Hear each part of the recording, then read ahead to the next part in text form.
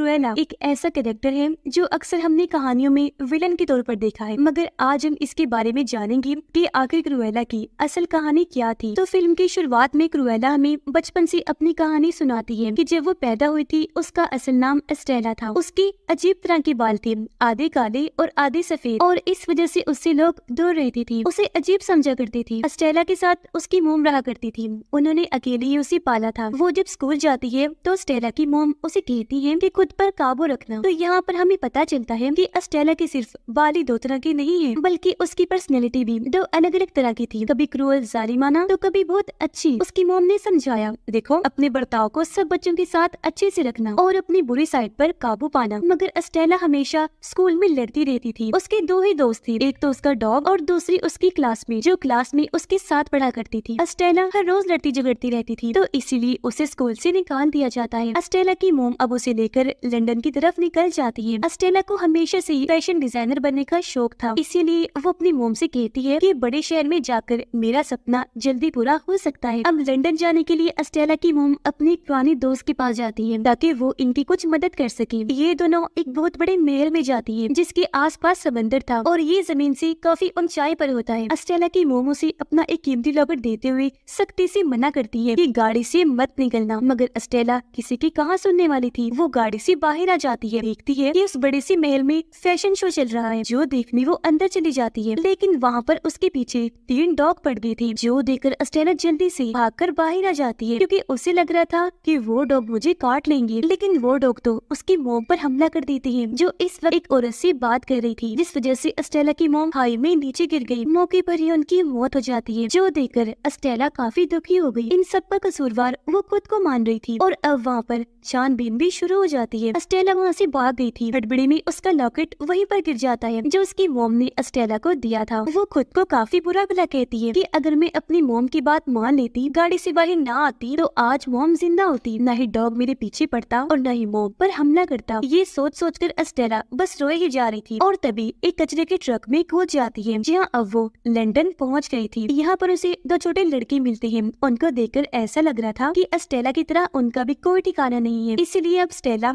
उनका पीछा करती है। उनकी जगह पर पहुंच गई थी जहाँ पर वो रहा करते थे। वो दोनों लड़के उसे देखते हैं और जब उन्हें पता चलता है कि एस्टेला के पास रहने की कोई जगह नहीं है, तो वो उसे अपने साथ रख लेते हैं। एस्टेला ने सबसे पहले अपने बालों को डाई किया था, यानी कि कलर किया था, ताकि वो भी आम लड़कियों की तरह ही लगे। वो अब हमेशा अपने बाल डाई करके रहा करती थी। जिसके बाद अब हमें 10 साल के बाद की कहानी दिखाई जाती है, जहाँ पर ये तीनों अब बड़े हो जाते हैं और चोर बन गए थे। ऐसे वैसे चोर नहीं, प्रोफेशनल चोर, जिनको आज तक कोई भी पकड़ नहीं पाया था। अब वो वैसी तो जेब से पैसे वगैरह निकालने जैसी छोटी मोटी चोरियां ही किया करती थी, मगर एस्टेला अपने और उन दोनों के लिए भी खास किस्म के कपड़े डिजाइन किया करती थी। वो इस चीज में बहुत माहिर होती है क्योंकि जैसा कि हम जानते हैं उसे बचपन से फैशन डिजाइनर बनने का शौक था। एक दिन एस्टेला बैठी ये सोचने लगती है कि जैसी मेरी मोम मुझे बनते देखना चाहती थी, मैं वैसी नहीं हूँ। उसका शुरू से ही लंदन की लिबर्टी में काम करने का शौक था क्योंकि वहाँ पर मशहूर फैशन डिजाइनर काम किया करते थे। उसका दोस्त एस्टेला की बर्थडे पर उसे सरप्राइज देता है। उसके दोस्त ने अपनी जहानत से एस्टेला को लिबर्टी में जॉब दिलवा दी थी, लेकिन वहाँ पर उसे फैशन डिजाइनर की नहीं बल्कि एक नौकरानी की जॉब मिलती है। वो बेचारी वहाँ पर बाथरूम साफ किया करती थी। अब वो ऐसे बाथरूम साफ करती और फर्श पर पोछा मार मार कर थक चुकी थी। वो जब भी अपने बॉस को देखती उसे बस एक चांस मांगती थी, लेकिन उसका बॉस कभी भी उसकी बात नहीं सुनता था। एक दिन एस्टेला को सारी रात रुककर पूरी बिल्डिंग की सफाई करनी थी। वो अब अपने बॉस के कमरे से एक शराब की बोतल उठाकर उसे पीने लगी थी। वो इतने ज्यादा नशे में हो गई थी कि उसे कुछ भी समझ नहीं आती कि मैं क्या कर रही हूँ, और नशे की हालत में वो बाहर की एक कांच वाली खिड़की पर कुछ लिख देती है और वहाँ पर डमी यानी पुतले को अपने हिसाब से सजाती है। अब जब सुबह हुई तो वहाँ पर लोगों की भीड़ लग गई थी क्योंकि रात को ये सब करते हुए एस्टेला भी वहीं पर सो गई थी। अब जब उसका बॉस आता है तो वो एस्टेला की इस हरकत की वजह से काफी गुस्सा करता है। वो उस पर बहुत नाराज हो रहा था, वो उसे नौकरी से निकालने ही वाला था। ये तब भी वहाँ पर लंदन की बेहतरीन फैशन डिजाइनर की एंट्री होती है जिसका नाम बेरोनेस था। वो स्टेला की सजाई हुई डमी देखकर काफी मुतासिर हुई और अब उसने स्टेला को अपने पास जॉब पर रख लिया था। वो कहती है कि इतने सालों में मैंने कभी भी इतनी अच्छी डिस्प्ले विंडो और डमी सजी हुई नहीं देखी। इस चीज का हुनर शायद स्टेला के पास बचपन से ही था। खैर अगले दिन शाम 5 बजे स्टेला बेरोनेस की ऑफिस पहुंच गई थी। उसे भी स्टेला का काम बहुत पसंद आता है। दिनों ही दिनों में स्टेला बेरोनेस की खास वर्कर बन जाती है। एक दिन वो देखती है कि बेरोनेस एक खास खुफिया तिजोरी में अपने जेवरात रख रही है। खैर यहाँ सब कुछ बहुत बहुत अच्छा चल रहा था। अस्टेला भी अपनी जॉब में बहुत खुश थी। जाहिर है फैशन डिजाइनर बनने का शौक तो उसके अंदर शुरू से ही था, जो पूरा हो भी गया। मगर एक दिन वो नोटिस करती है कि जो लॉकेट बैरोनेस ने पहना हुआ है वो मेरी मॉम ने मुझे दिया था जिस रात उसकी मॉम की मौत हो गई थी। जब अस्टेला वहाँ से भाग गई थी तो ये लॉकेट उस जगह पर ही गिर गया था। अस्टेला जब लॉकेट के बारे में बैरोनेस से पूछती है तो उसने जवाब दिया कि हाँ, ये मेरा ही लॉकेट है, मगर कुछ सालों पहले इसे एक औरत ने चुरा लिया था। यानी कि बैरोनेस अस्टेला की मॉम को चोर बता रही थी। ये बातें सुनकर उसे बहुत गुस्सा आता है और अब वो अपना लॉकेट वापस लेने का सोचती है। अस्टेला अपने दोस्तों के पास जाती है और सारी बात उन्हें बता देती है। ये प्लान बनाती है कि जब बैरोनेस पार्टी में मसरूफ होगी तो उस दिन हम वो लॉकेट चुरा लेंगे। अस्टेला का एक दोस्त सीसीटीवी कैमरा तक पहुंच जाता है, जबकि दूसरा तिजोरी तक पहुंच गया था और खुद अस्टेला पार्टी में आ जाती है, जहाँ पर सबने काले और सफेद रंग के कपड़े पहने हुए थे। मगर अस्टेला सबसे अलग लग रही थी। वो अपनी असल रूप में आई थी। उसने रेड कलर का गाउन पहना हुआ था। वो काफी खूबसूरत लग रही थी। ऐसा बनने का मकसद ये था ताकि हर किसी का ध्यान मेरी तरफ हो। उसने चेहरे पर मास्क लगाया हुआ था ताकि बैरोनेस मुझे पहचान ना पाए। मगर अस्टेला हैरान तब होती है जब वो देखती है कि बैरोनेस ने वो लॉकेट गले में पहना हुआ है, यानी कि वो इधर था ना कि तिजोरी में। यहाँ पर बैरोनेस सच में अस्टेला को पहचान ही नहीं पाई थी, क्योंकि वो इसके सामने क्रुएला बन के आई थी, एक जालिमाना जिससे इसकी मोम ने इसे हमेशा बाज रहने का कहा था। पार्टी में बैरोनेस अस्टेला से जेलस हो रही थी, क्योंकि सबका ध्यान उसी की तरफ था। बैरोनेस की पार्टी हो और उसके अलावा किसी और को सब देखे, ये बात उसे बिल्कुल भी पसंद नहीं आती। पार्टी में स्टेला का एक दोस्त बैरोनेस के सामने एक डिश में बहुत सारे चूहे ला के रख देता है, जिससे उसका ध्यान भटक गया। वो चिल्लाई और पार्टी में भगदड़ मच गई थी। इस बात का फायदा उठाकर अस्टेला बैरोनेस के गले से लॉकेट को उतार लेती है और अपने डॉग की तरफ फेंकती है। बैरोनेस ने भी डॉग के पास लॉकेट को देख लिया था, इसलिए वो यहाँ पर एक खास किस्म की विसल सीटी बजाती है, जिससे वही 3 डॉग आ जाती है जो हमने कहानी के शुरू में देखे थे, जो अस्टेला के पीछे पड़ गई थी, जिनकी वजह से उसकी मोम की भी मौत हो गई थी। अब उन्हीं में से एक डॉग बैरोनेस के उस लॉकेट को अस्टेला के डॉग से छीनकर खा जाता है और अब अस्टेला को याद आता है कि वही डॉग थे जिसने इसकी मोम पर हमला किया था और उस दिन बैरोनेस ने ही ये सीटी बजाई थी। उसे अब समझ आ चुका था कि उसकी मोम की असल कातिल ये बैरोनेस थी। वो वापस आकर सारी बात अपने दोस्तों को बताती है और अब अस्टेला ने ये फैसला किया था कि मैं अपनी मोम का बदला बैरोनेस से जरूर लूंगी और ये अब अपने बुरे और साइको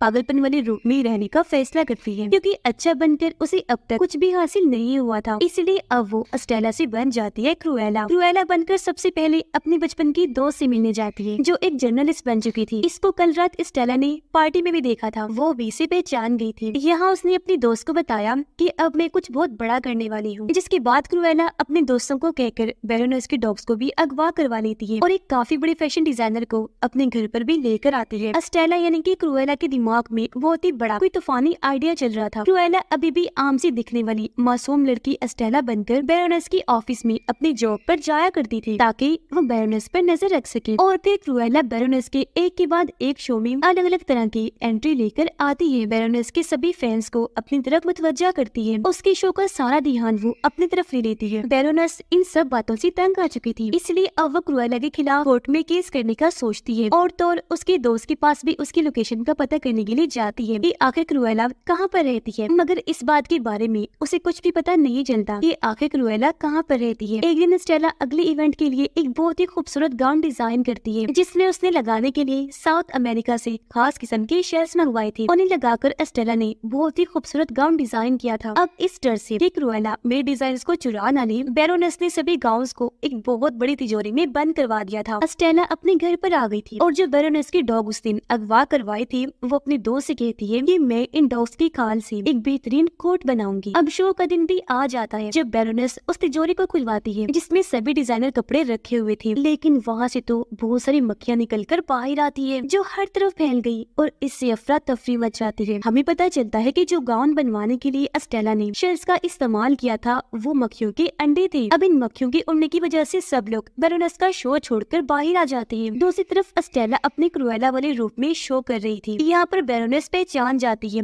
कि जो अस्टेला है वो ही असल में क्रुएला है, और तो उसे अब ये भी पता चल गया था कि उसने मेरे डॉग्स को मारकर उनकी खाल का कोट भी बना दिया है। अब जब अस्टेला अपना शो खत्म करके वापस घर आई तो देखती है कि मेरे दोस्तों को बैरोनेस ने अपने आदमियों से कहकर बनवाया हुआ था। वो अपने आदमियों के जरिए अस्टेला को भी बनवा देती है और उनके घर में आग लगाकर अपने डॉग्स को लेकर चली जाती है, जिससे यहाँ हमें पता चलता है कि अस्टेला ने बैरोनेस के डॉग्स को भी नहीं मारा था। अब ऐसा लग रहा था कि अस्टेला मर चुकी है, मगर अगली सुबह जब अस्टेला की आँख खुलती है तो वो खुद को बैरोनेस के घर पर पाती है, जहाँ पर बैरोनेस का एक खास आदमी उसके लिए चाय लेकर आया था। वो उसको यहाँ पर एक सच्चाई बताता है, साथ उसे उसका लॉकेट भी वापस करता है। कहता है कि बैरोनेस ही तुम्हारी असली मोम है, वो दरअसल एक साइको पागल औरत है। जब तुम पैदा हुई थी तो बैरोनेस ने मुझे तुम्हें मारने का हुक्म दिया था, मगर मैंने तुम्हें नहीं मारा और एक नौकरानी को दे दिया, और तुम्हारे डैड मरने से पहले सारी जायदाद तुम्हारे नाम पर कर गई थी। ये सब बातें सुनकर अस्टेला को बहुत दुख होता है और अब वो सबसे पहले अपनी असल फैमिली को जेल से बाहर निकलवाती है, यानी कि अपने दोस्तों को जिनके साथ बचपन से अस्टेला रह रही थी, जिन्हें बैरोनेस ने अस्टेला के झूठे कत्ल के केस में पकड़वा दिया था। वो अब अपने दोस्तों के साथ मिलकर एक प्लान बनाती है। बैरोनेस की पार्टी होने वाली थी तो अस्टेला उसके सभी मेहमानों को हाथ से सिले हुए कपड़े बेचती है जो सब एक जैसे थे। उधर बैरोनेस को भी पता चल चुका था कि अस्टेला अभी भी जिंदा है, तो वो भी उसके लिए तैयार थी। बैरोनेस की पार्टी उसी महल में थी जहाँ पर अस्टेला की मोम यानी कि बैरोनेस ने अपनी नौकरानी को मारा था, यानी कि अस्टेला की सौतेली मोम को, क्योंकि उस वक्त वो बैरोनेस से पैसे लेने आई थी ताकि उसकी बेटी की अच्छी सी परवरिश कर सके, मगर बैरोनेस ने उसे मरवा दिया था। खैर इस पार्टी में अब सभी वही कपड़े पहनकर आई थी जो अस्टेला ने उन सबके घरों में भेजे थे, क्योंकि वो सभी यही समझते हैं कि ये हमें बैरोनेस ने ही भिजवाए हैं। यहाँ पर सबने अस्टेला जैसी विग भी पहनी हुई थी, तो अब बैरोनेस के लिए अस्टेला को ढूंढ पाना काफी मुश्किल था। अब तभी यहाँ बैरोनेस के डॉग बाहर की तरफ भागने लगते हैं। बाहर अस्टेला खड़ी थी जिसके पास वो एक खास सीटी थी जो पहले बैरोनेस के पास हुआ करती थी, जिसकी आवाज सुनकर ही डॉग बाहर आई। अब यहाँ पर अस्टेला बैरोनेस को अपनी सारी कहानी सुनाती है। पहले तो बैरोनेस उदास हो गई थी और अस्टेला को गले से लगा लेती है, मगर अचानक से उसने अस्टेला को नीचे गिरा दिया था। लेकिन ऐसा करते हुए सब मेहमान उसे देख लेते हैं, जिनको अस्टेला यानी कि क्रुएला के दोस्त बाहर लेकर आए थे। जल्दी बैरोनेस को अपनी बेटी को मारने के जुर्म में पुलिस पकड़ कर ले जाती है। यहाँ पर अस्टेला की जिंदगी अभी खत्म नहीं हुई थी, क्योंकि उसने जो सूट पहना हुआ था उसके साथ एक पैराशूट भी डिजाइन किया हुआ था, जिससे वो नीचे गिरने से पहले ही खुल गया और इसकी जान बच गई। तो अब क्रुएला बनके अस्टेला को सारी जिंदगी गुजारनी थी। उसने